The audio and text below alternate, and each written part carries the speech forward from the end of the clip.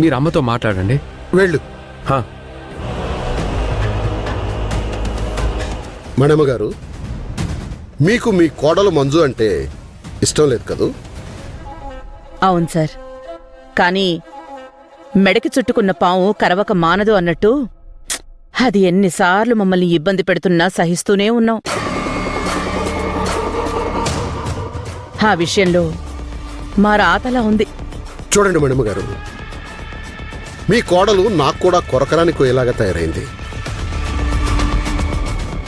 కాకపోతే మంజు అంటే సత్యాకి ప్రేమ ఎక్కువ అనుకుంటాను. అన్న, అతనికి డబ్బిచ్చి వచ్చేస్తాను. వెళ్ళు వెళ్ళు. కార్యకర్తలే మన బలం, వాళ్ళు లేకపోతే మనం లేవు. వెళ్ళి వాళ్ళ పని చూడు. సరే అన్న. మీరన్నది నిజమే మినిస్టర్ గారు. వాడికి మంజు అంటే చాలా ఇష్టం. ఇష్టమే, కరెక్టే. కానీ రాజకీయాల్లో ఉన్న సత్యాకి మంజు కరెక్ట్ కాదేమో.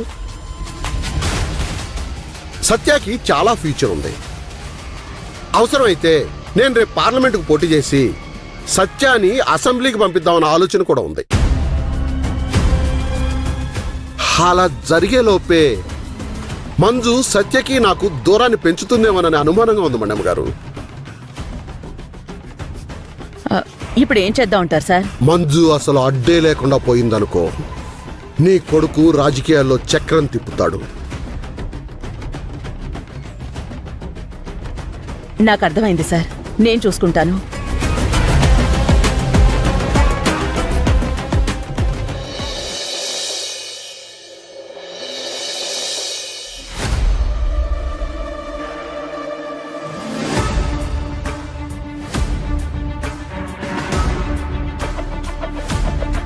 మంజు,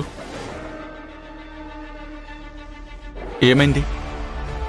మీ కిరణ్మయ్య గారు వస్తారంటావా, లేదా మనకెందుకులే అనుకుంటుందా? వస్తానన్నారు సార్. వస్తాను అంటే ఖచ్చితంగా మేడం వచ్చే తీరుతుంది. అదిగోండి సార్, మేడం వస్తున్నారు. ఏంటి మంజు, అర్జెంటుగా రమ్మన్నావు? నిన్న మిమ్మల్ని మినిస్టర్ బెదిరించారు కదా, మిమ్మల్ని భయపెడుతూ వార్నింగ్ ఇచ్చినట్టు మీరు ఒక కంప్లైంట్ ఇస్తే ఆ మినిస్టర్ని సిఐ గారు అరెస్ట్ చేస్తారు.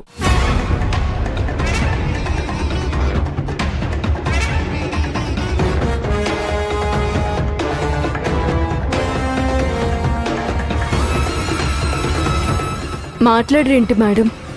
ఏం మాట్లాడుతున్నావు మంజు? ఆ మినిస్టర్ని అరెస్ట్ చేయడం అంటే అంత ఆషామాషి అనుకుంటున్నావా?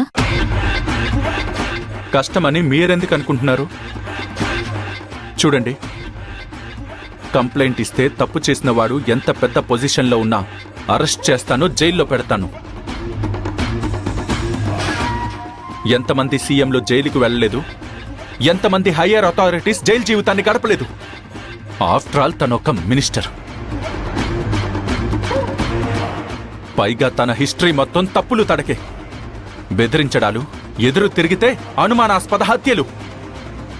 ఇలాంటి వాడి మీద ఒక్క కంప్లైంట్ వచ్చిందంటే సార్కి మంచి విందు భోజనం నేను జైల్లోనే ఏర్పాటు చేస్తాను.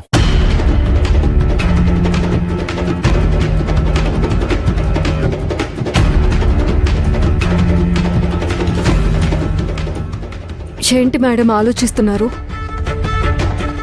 మీరు భయపడుతున్నారా? భయపడ్డం లేదు మంజు, నేను మినిస్టర్ దగ్గరున్న మన సత్య గురించి ఆలోచిస్తున్నాను. మినిస్టర్కు మనకు మధ్య సత్య ఉన్నాడు, మీరది మర్చిపోవద్దు.